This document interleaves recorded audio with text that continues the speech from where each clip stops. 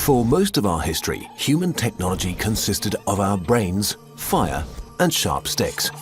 While fire and sharp sticks became power plants and nuclear weapons, the biggest upgrade has happened to our brains.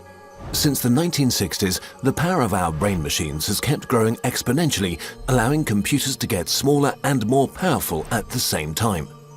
But this process is about to meet its physical limits. Computer parts are approaching the size of an atom.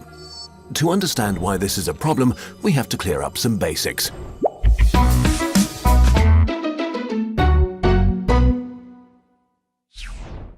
A computer is made up of very simple components doing very simple things, representing data, the means of processing it, and control mechanisms.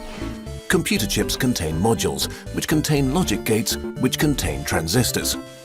A transistor is the simplest form of a data processor in computers, basically a switch that can either block or open the way for information coming through. This information is made up of bits, which can be set to either 0 or 1. Combinations of several bits are used to represent more complex information.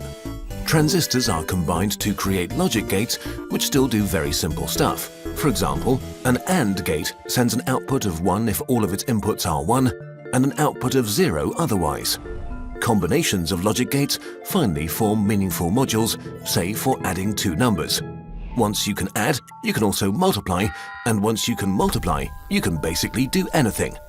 Since all basic operations are literally simpler than first-grade math, you can imagine a computer as a group of 7-year-olds answering really basic math questions. A large enough bunch of them could compute anything from astrophysics to Zelda. However, with parts getting tinier and tinier, quantum physics are making things tricky. In a nutshell, a transistor is just an electric switch. Electricity is electrons moving from one place to another, so a switch is a passage that can block electrons from moving in one direction. Today, a typical scale for transistors is 14 nanometers, which is about 8 times less than the HIV virus's diameter and 500 times smaller than a red blood cell's. As transistors are shrinking to the size of only a few atoms, electrons may just transfer themselves to the other side of a blocked passage via a process called quantum tunneling. In the quantum realm, physics works quite differently from the predictable ways we're used to, and traditional computers just stop making sense. We are approaching a real physical barrier for our technological progress.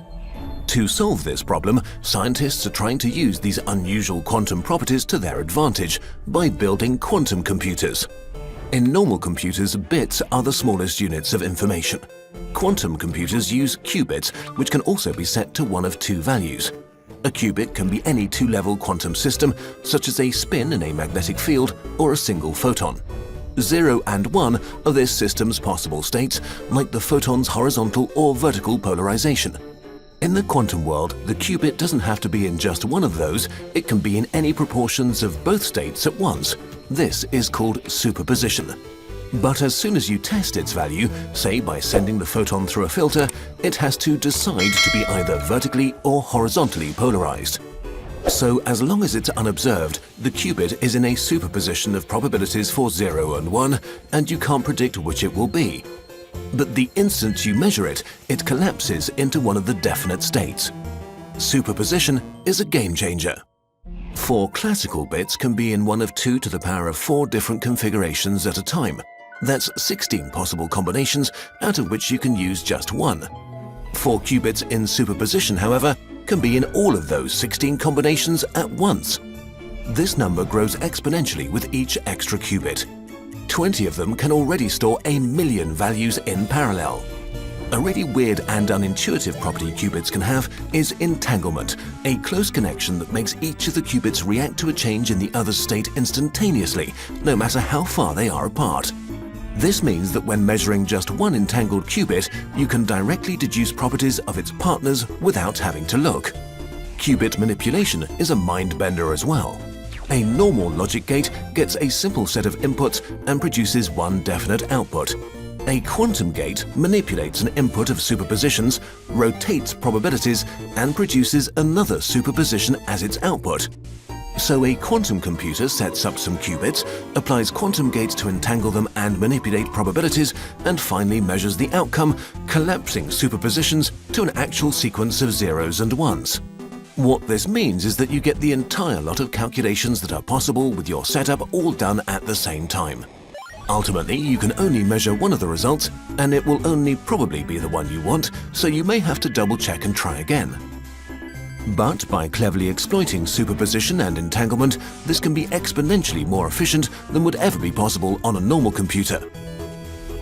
So while quantum computers will probably not replace our home computers, in some areas they are vastly superior. One of them is database searching. To find something in a database, a normal computer may have to test every single one of its entries. Quantum algorithms need only the square root of that time, which for large databases is a huge difference. The most famous use of quantum computers is ruining IT security. Right now, your browsing, email and banking data is being kept secure by an encryption system in which you give everyone a public key to encode messages only you can decode. The problem is that this public key can actually be used to calculate your secret private key. Luckily, doing the necessary math on any normal computer would literally take years of trial and error. But a quantum computer with exponential speedup could do it in a breeze. Another really exciting new use is simulations. Simulations of the quantum world are very intense on resources, and even for bigger structures such as molecules, they often lack accuracy. So why not simulate quantum physics with actual quantum physics? Quantum simulations could provide new insights on proteins that might revolutionize medicine. Right now, we don't know if quantum computers will be just a very specialized tool or a big revolution for humanity. We have no idea where the limits of technology are, and there's only one way to find out.